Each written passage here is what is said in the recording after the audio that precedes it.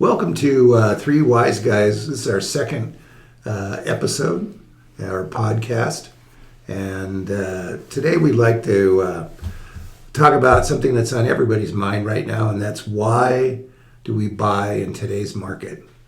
Well, when I look at these two gentlemen on my right, they've been in every kind of market imaginable. This is certainly not the first time that we have seen this type of situation. And really, as we look back historically, the 7.5 range interest rate is probably, if it was an annual rate that we had for the whole year, it would probably still be in the top 15 years as far as the lowest interest rates that we could have had. So it's a very viable interest rate. It's just we have to help our clients get over the idea of the sticker shock of 7.5 when they got real spoiled with 2 3/4 or 3 3/4.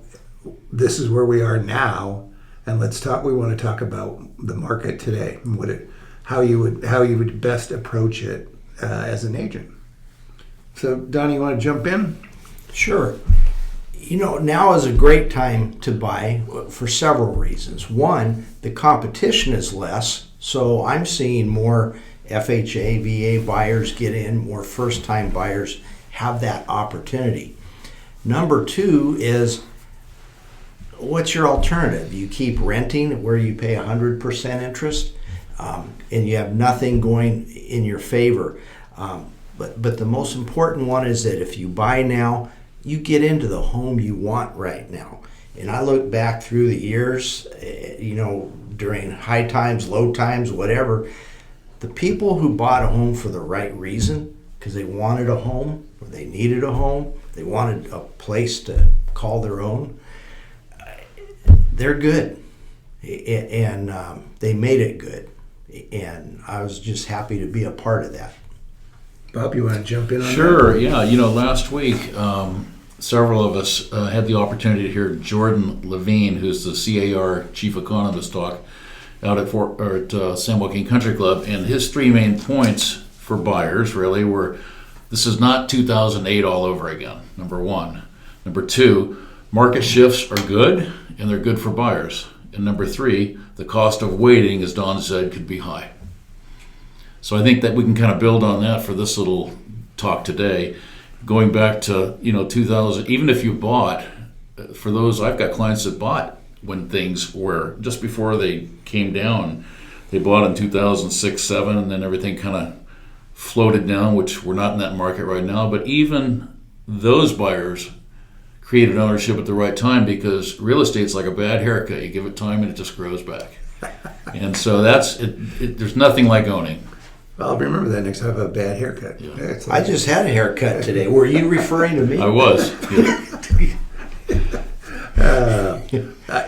I think that Don pushed through this rather quickly, but the reason to me that is paramount is that you're getting control of your life.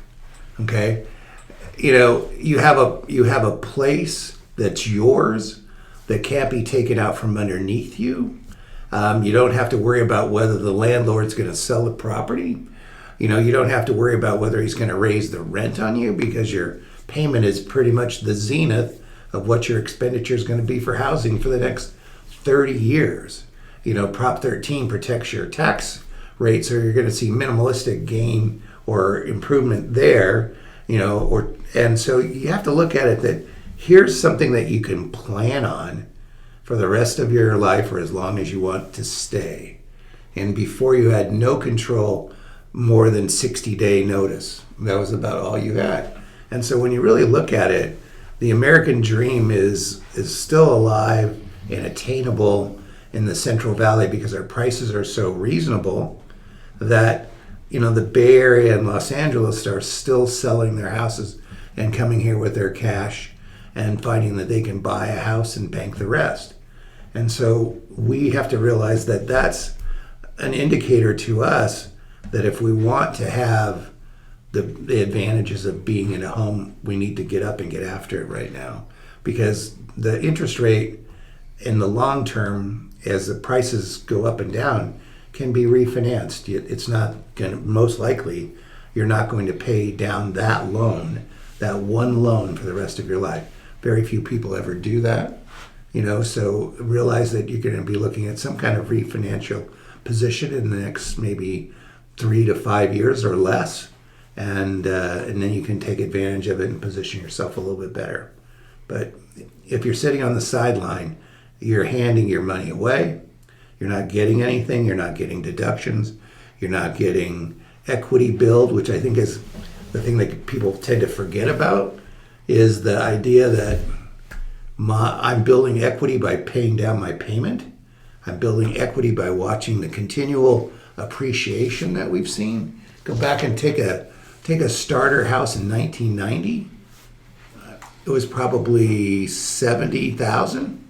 That same house is 325 today. So in that 30-year period, it's quadrupled. Mm-hmm. Okay. Do you have any other investments that you're in that have quadrupled in that time span? Probably not. Probably not. I have a Sandy Koufax baseball card. Well, now that could have done that. Yeah. I'd like to add something in because inflation is a big word that's out there right now. The best way to deal with inflation is to own something.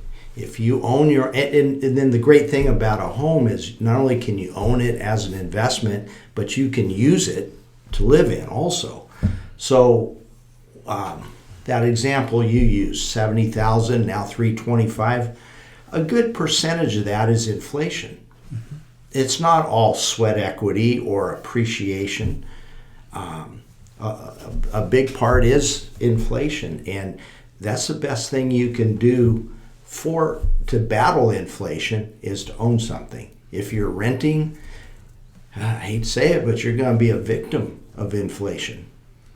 Yeah, not to mention, and Jeff talked about the tax deductions a little bit, but you can still write off up to $10,000 between your mortgage interest deduction and your property taxes and insurance, right? Mm-hmm. So, I mean, if someone were to take that entire $10,000, and if you're in, say, a 25% tax bracket and 10% state, roughly, that's 35%. That's $3,500.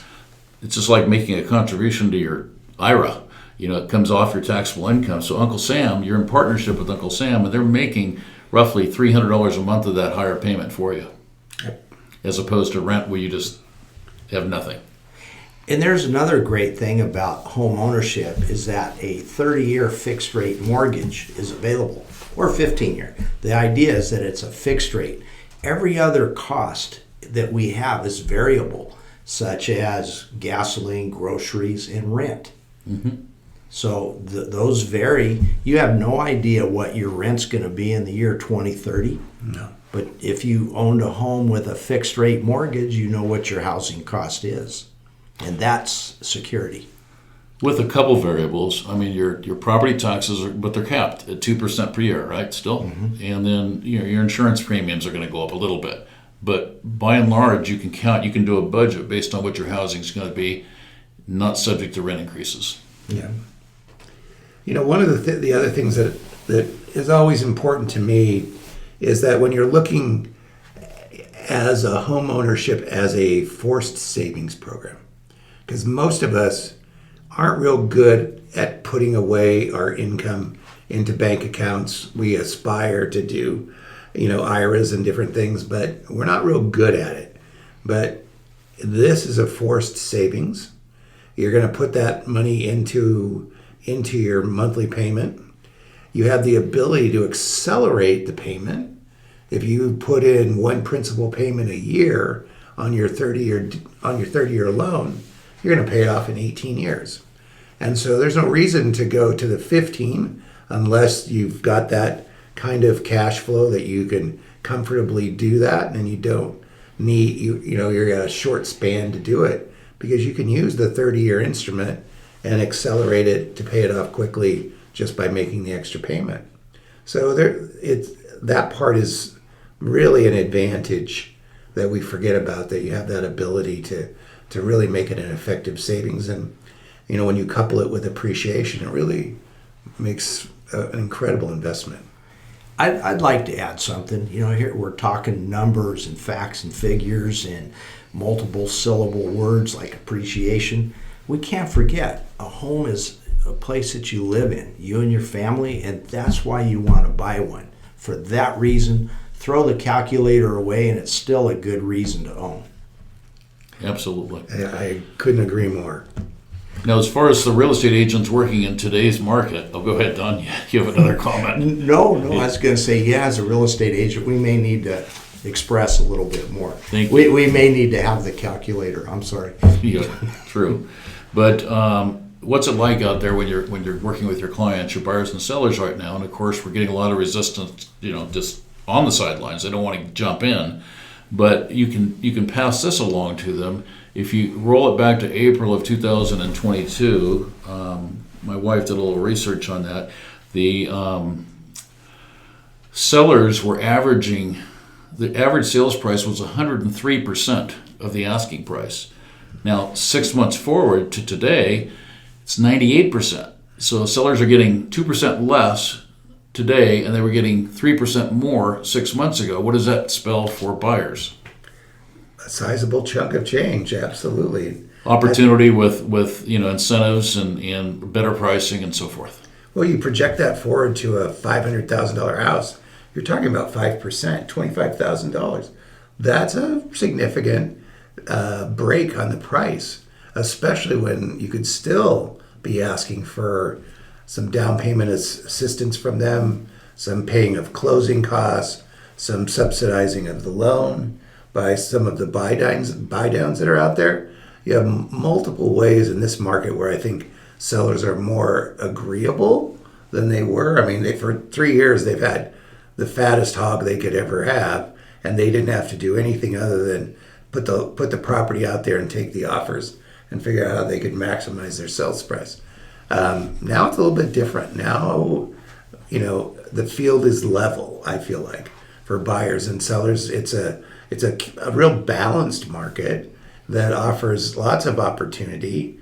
The inventory is triple what it was a year ago. This is a great opportunity for the move up buyer or the move down buyer, because they haven't been able to play because they had to sell their house to do it. Well, now it's a lot easier to find a house and to sell you, and it's still pretty easy to sell your house. So you're able to make that maneuver that you couldn't do because you didn't have a chance to buy before. So Would you guys say that most sellers are open to contingency sales now? much more than they've been. Certainly contingent on an escrow, maybe a little bit more on contingent on the sale of a property, but a lot more on contingent on an escrow closing. And because that buyer has been having to stand on the sideline because there were so many other bidders that didn't have that contingency. And I think you put that in a good way. Is the seller open to? Yeah. Nowadays, the seller is back at the negotiating table, has to be open to hearing the whole story. They've got to negotiate now too. Yeah. And for you, Bob, or any other agent who's good at selling their situation, this is a chance for the really good agent to sell the other agent that they can sell their client about why your deal, even if it has some shakiness to it, why it's going to still work and why you know it's going to close. Because maybe they're really super committed to selling their house and you want that other agent to get involved and come look at the property so that they can say, hey, that house is going to sell. So a little more creativity, and the better agent who works a little extra stands to benefit. Agreed. And I'd like to add, this is a market, because it's changing and shifting and there's a lot of uncertainty out there because of the rapid rate of change. This is a market that the clients need us realtors more than ever. A few months ago, maybe they thought they could sell it by themselves, but no, they need us now. And we need to be at the top of our game so that we can properly counsel them. Really, really good point. Thank you.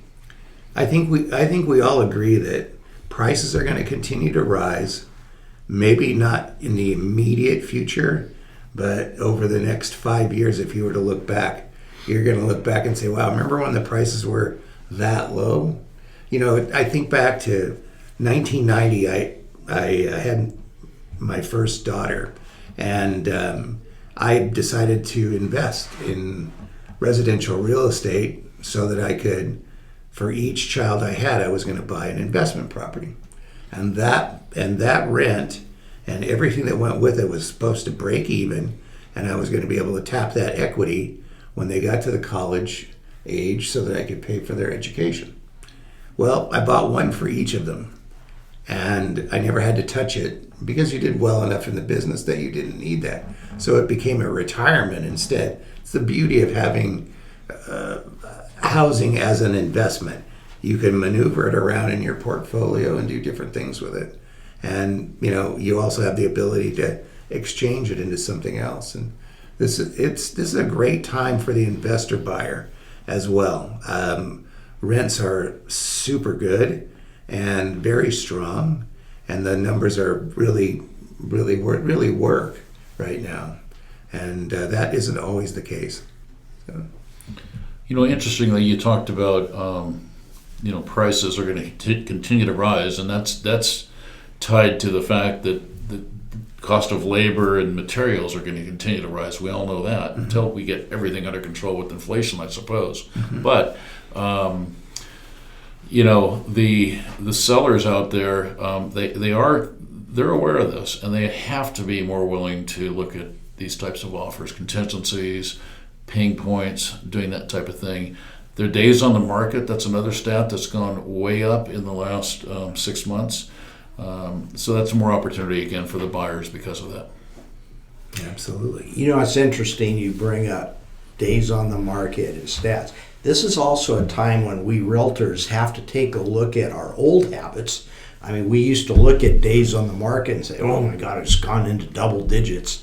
It must be overpriced or something. We have to reevaluate how we look at stats and what's truly meaningful in today's market, not last month's market. Yeah, I would agree with that, because stats are great, but you got to keep it simple, for the average buyer and seller for that matter. Keep it simple. Don't try to overcome them with stats that support your position, but just give them a few, like we've done here. Yeah, be prepared. If you get that 1 out of every 10 that asks you a million stat questions, you've got the information. But most of them don't want the complexity.